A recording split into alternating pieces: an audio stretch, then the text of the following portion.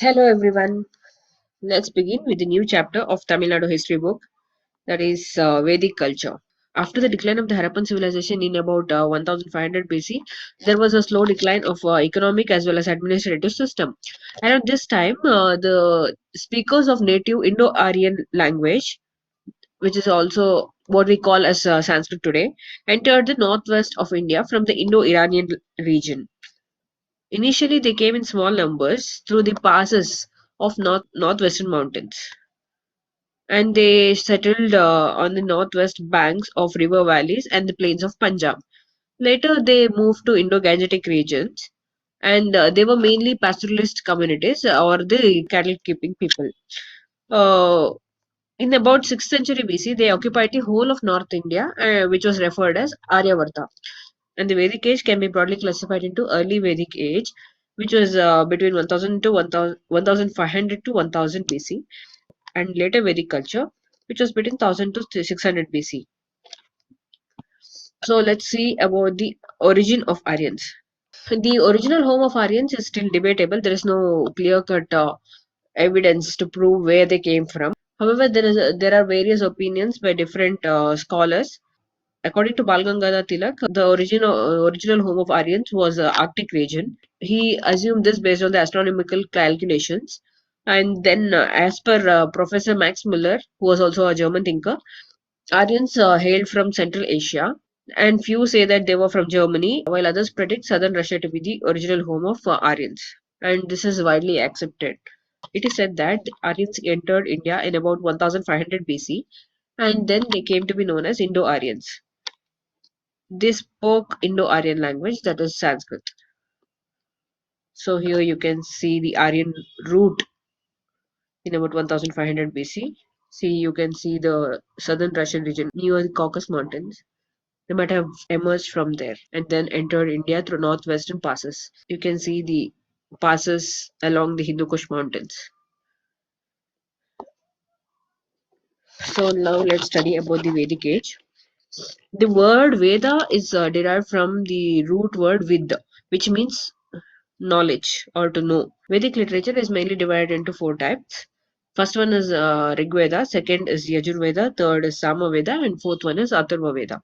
Rig Veda is one of the earliest Vedas, and it contains 1028 hymns sung in praise of various gods. Then comes Yajurveda, which has details of rules followed during the sacrifices.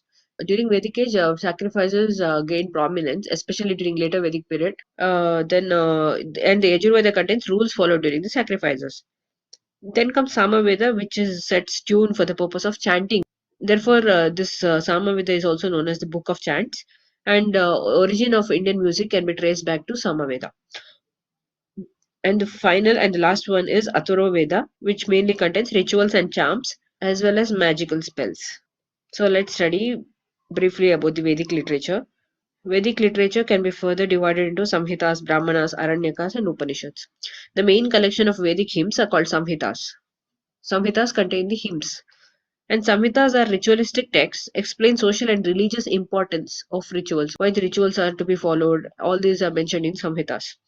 Each Samhita has an added text called Brahmana. Samhita has added text, and it is known as Brahmana. And Brahmanas have commentaries and hymns about rituals. So Samhitas contain hymns, and Brahmanas has commentaries on those hymns. Each Brahmana has Aranyaka and Upanishad. Aranyakas are nothing but the forest books, and they deal with the mysticism, rites, rituals, and sacrifices. Whereas Upanishads are the books which deal with the philosophical inquiries. It mainly deals with the matter of soul, origin of the world, etc. Upanishads are mostly philosophical in nature. The very famous mythological stories of Ramayana and Mahabharata were also written during the Vedic time. And Ramayana was written by Valmiki, and Mahabharata was written by Vedavyasa. So now let's study about the Rigvedic age or the early Vedic period, which was between 1500 to 1000 BC. During Rigvedic period, Aryans were mostly confined to the Indus region, that is to the northwest of India. Rigveda refers to Sapta Sindhu or the land of seven rivers, which includes five rivers of Punjab, that is Jhelum, Chenab, Ravi, Bias, Satluj, along with Indus and Saraswati. So by this we can conclude that people were mostly confined to the Indus region during the Rigvedic period. The political, social and cultural life of Rigvedic period can be traced from the hymns of Rigveda. We get to know about the people, their occupation, their life through hymns in the Rigveda. We go through the names, the modern names of the river and the Rigvedic name of the river, various rivers. Indus was called Sindhu during the Rigvedic time. Jhelum was called Vitasa or Vitase. Chenab Askini. Ravi was known as Purushni during Rigvedic times. Bias was called Vipas. Satluj was Sutudri. Gomati was Gumal. Kurram river is Krumu. And Ghaggar was called Drishdwati. So this is the map of early Vedic period. So you can find river Sindhu, Saraswati, Sutudri, all these Rigvedic names you can find you here. Various tributaries of Indus. Rigvedic names of various rivers are also mentioned in this map. Let's study the political organization during the Rigvedic times or the early Vedic period. The basic unit of political organization was kula or family. In several families or the kula, they joined to form a village or grama. So a village was called a grama, and the leader of the grama was known as Gramani. And several villages, they constituted a larger unit called Vishu, headed by Vishayapati. And the highest political unit was called Jana or tribe. So there were several tribal kingdoms during the Rigvedic period, such as Bharata, Matsya, Yadu, Puru. Head of the kingdom was called Raja or Rajan. So here you can see the hierarchy. Kula was the basic unit of political organization. And then comes Grama, headed by Gramani. Then comes Vishu, headed by Vishayapati. Then comes Jana or the tribe. And then Rajan was, or the king was the head. The Rigvedic polity was normally monarchical. They followed the system of monarchy where king was the head. And the king was assisted by a priest called Purohita, commander called Sena. There were two popular bodies called Sabha and Samiti. There was also another popular body called Vidhata. Okay, popular bodies were Sabha, Samiti. Former was the Council of Elders, that is Sabha. Sabha was the Council of Elders, and later was the General Assembly of all the people. So now let's go through the social life of the Rigvedic people. The Rigvedic society was mostly patriarchal, which means there was male domination. The basic unit of society was the family or the Graham. The family was known as Graham, and the head of the family was known as Grahapati. Graha, as you all know, Graha is nothing but a house. Even today, we call in various different languages, especially in Sanskrit. So the basic unit was family, and the wife of Grahapati was Sapatni. And monogamy was generally practiced, that is, marrying only one woman. However, polygamy was also prevalent among the royal and noble families. Like kings, they married many women, even though the common people, they practiced monogamy. The wife took care of the household and participated in almost all the ceremonies. Women were not restricted to the household activities alone. Women were given equal opportunities as men during the Rigvedic times. So they participated in spiritual as well as in the intellectual development.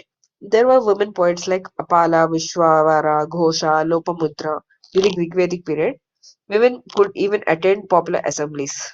And the most interesting fact is that during Rigvedic times, there was no child marriage and practice of sati. All these practices began during the later Vedic times. So during the Rigvedic times, the condition of the women was better than the later Vedic times. When we speak of the clothing of people during the Rigvedic times, they wore upper and lower garments made of cotton or wool, and a variety of ornaments were also used by both men and women during the early Vedic period. Wheat and barley were grown, and milk and its products like curd, ghee were widely used. Further, let's study the economic condition of Rigvedic people. The Rigvedic Aryans were mostly pastoral people who involved themselves in the occupation of cattle rearing. So their wealth was estimated in terms of their cattle. They also permanently settled in the North India and began to practice agriculture. With the knowledge of and the use of iron, they were able to clean forests and bring more land under cultivation. They were well versed with the usage of iron, and they were able to clean the forest and bring more land under cultivation. We also studied about the usage of iron by the Aryans during the Harappan decline of Harappan civilization. The carpentry was another important profession that was practiced during the early Vedic period, and availability of wood from the forest made the carpentry work more profitable.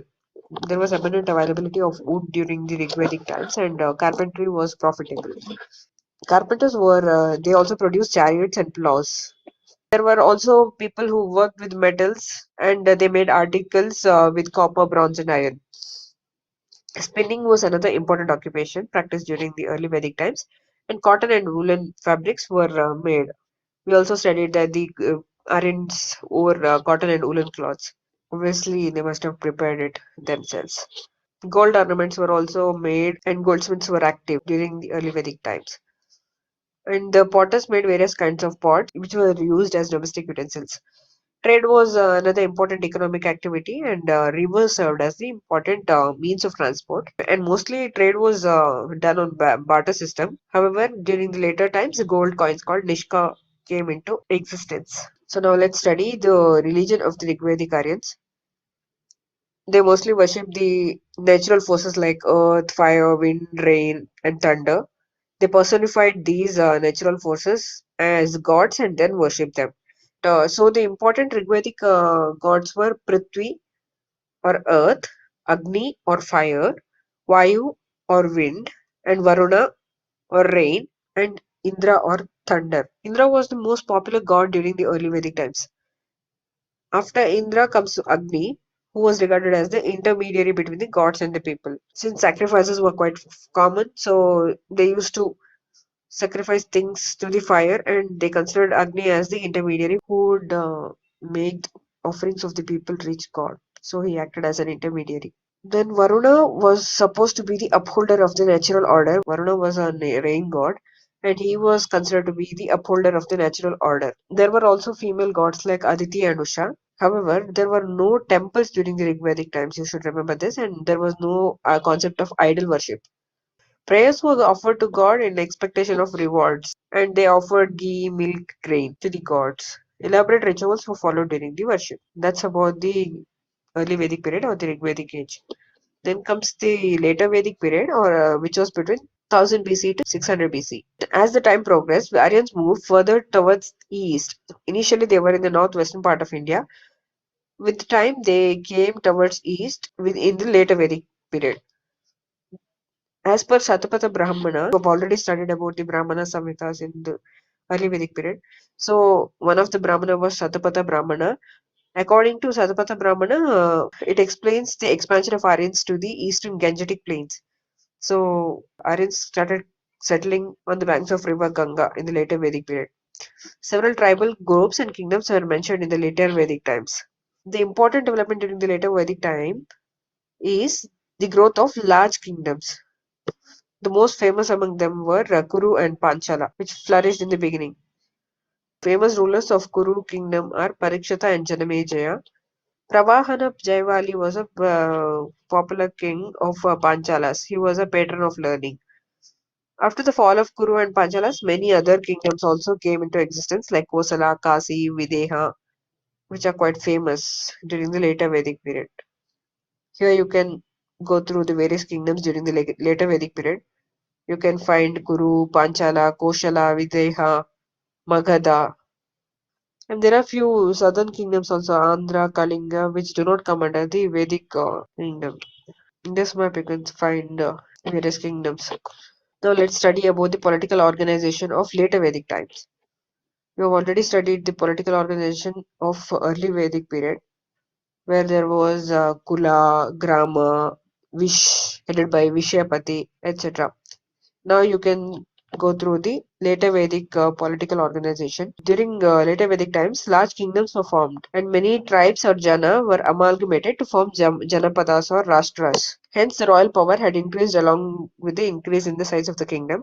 The kings continued to perform various rituals and sacrifices even during the later Vedic times to strengthen their position, and the various ceremonies included Rajasuya yagas like Rajasuya yaga or consecration ceremony, Ashwamedha yaga or horse sacrifice, Vajapeya or chariot race. Kings also assumed various titles like Raja Vishwajanan, Akhila Bonapati, or which means the Lord of all earth, Ekrat, Samrat, etc. And when it comes to the economic condition of the later Vedic times, iron was extensively used and it enabled people to clear forests and bring more land under cultivation. Earlier, people were pastoralists and they mainly involved in cattle rearing. During later Vedic time, agriculture became the chief occupation. Improved types of implements were also used for cultivation. Barley was quite famous earlier. However, during later Vedic times, besides barley, rice and wheat were also quite common. They also gained the knowledge of manure, which helped them to improve their agricultural output. Activity also became more specialized with time. Metalwork, leatherwork, carpentry, pottery made great progress during the later Vedic period. In addition to internal trade, foreign trade also became famous. Later Vedic people they had a connection with the countries like Babylon. Apart from this, a class of hereditary merchants called Vanya came into existence. Okay, during the later Vedic times, the society got divided into four divisions, which included Brahmanas, Kshatriyas, Vaishyas, and Shudras. So the Vaishyas they carried on trade and commerce. They recognized themselves into guilds known as Ganas. Ganas were nothing but the guilds of the Vaishyas. Besides Nishka, which was a coin used during the early Vedic times, gold and silver coins like Shatamana and Krishnala were also the medium of exchange during the later Vedic times. Now let's go through the social life of later Vedic period. During the later Vedic period, the Varna system or the four division of the society was firmly established, which included Brahmin, Kshatriyas, Vaishyas, and Shudras. The higher classes included Brahmana and Kshatriyas, and they enjoyed the privileges that were denied to the lower class. Brahmins they occupied the higher position than the Kshatriyas, but sometimes Kshatriyas claimed higher status than Brahmins. Many subcastes on the basis of the occupation was formed during the later Vedic period. In family, the power of father increased during the later Vedic period. However, there was no improvement in the status of women, and the condition of the women deteriorated during the later Vedic times.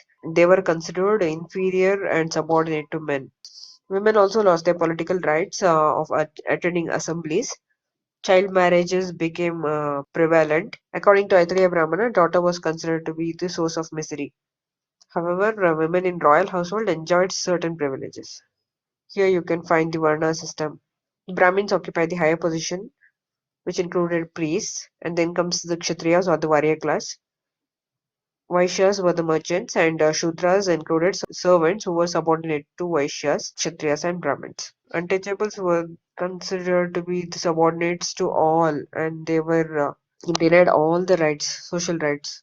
Finally, let's see the religion of later Vedic people. Gods of early Vedic period like Indra and Agni lost their importance during the later Vedic times. The concept of Trimurtis emerged during the later Vedic period and it became very prominent. Brahma or the Prajapati was considered to be the creator, Vishnu was considered as the protector, and Rudra was considered as the destroyer. Sacrifices and rituals continued to exist during the later Vedic times and it became more elaborate. The importance of prayers declined and sacrifices increased. With the emergence of Varna system, priesthood became a profession and a hereditary one. Originally, when the Varna system began, it was not hereditary. Anyone who was learned was considered to be a Brahmana. There was a concept of upgradation and downgradation of a person from Brahmana to Kshatriya, Kshatriya to Vaishya, or Shudra to Brahmana initially. However, with time, it became hereditary. The formulae for sacrifices were invented and elaborated by the priestly class, which led to the domination of the priestly classes.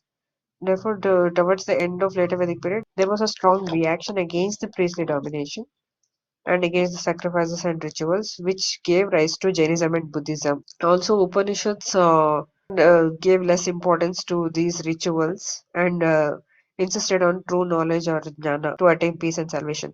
That ends the later Vedic period. Now let's go through some facts for prelims. The Aryans migrated to India in about around 1500 BC. The Vedic texts from an important source of this period. Horses and iron are associated with Aryans. So this was not present during the Harappan times. Recent studies have established that the word Aryan does not denote a race, but it was originally referred to the native speakers of the Indo-Aryan languages. Next fact is about the Upanishads. Upanishads were the philosophical texts composed during the early Vedic period. They were also referred to as Vedantas, since they were attached as a part of Vedic text. And the famous quote, Satyameva Jayate, which is also engraved on our national emblem, is taken from the Mundaka Upanishad. The famous Mughal prince Dara Shikoh, who was the son of Shah Jahan, translated Upanishads into Persian in 1657, much before the colonial scholars developed an interest in ancient Indian literature. So Dara Shikoh was the first one to translate Upanishads into Persian. The next point is about the assemblies during the Rigvedic times. The assemblies called Sabha, Samiti, Vidhata, and Gana were mentioned in Rigveda.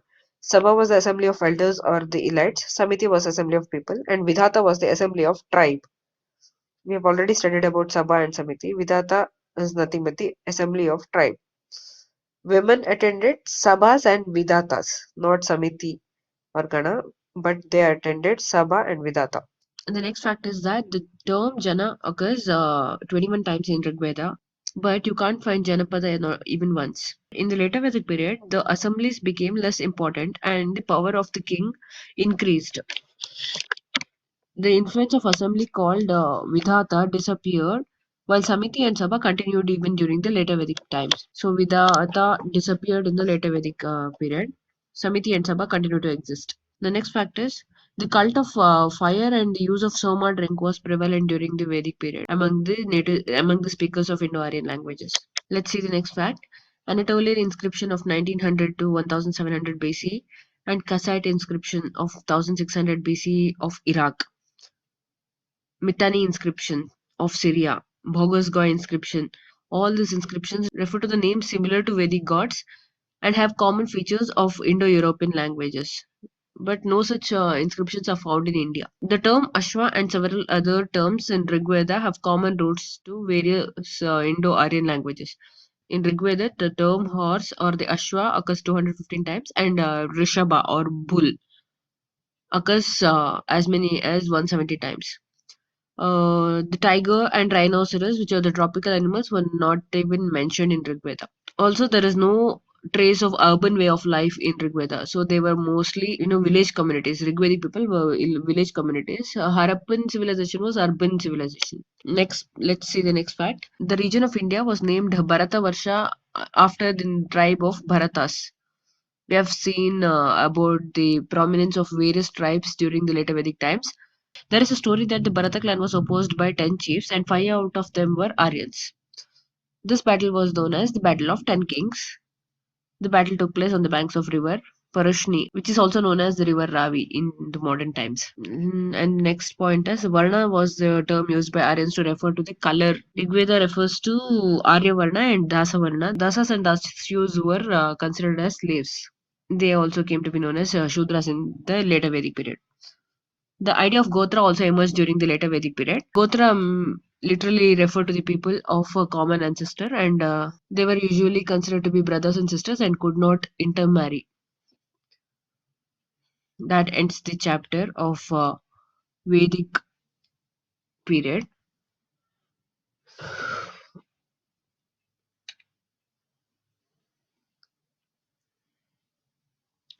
That ends the chapter of Vedic age. So in this chapter, we studied about the Vedic culture, origin of Aryans, Vedic literature, and also Rig Veda, the early Vedic period, the political life, social life, economic and religion of Rigvedic period as well as the later Vedic period. See you soon in another lecture. Thank you.